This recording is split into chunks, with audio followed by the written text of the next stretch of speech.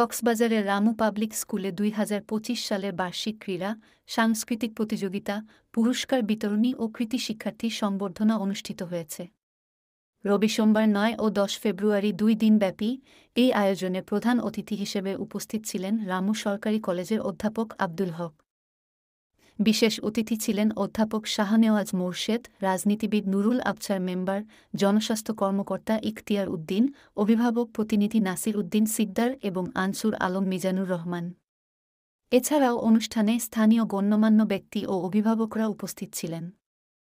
অনুষ্ঠানের সভাপতিত্ব করেন বিদ্যালয়ের পরিচালক জাহেদুল আলম।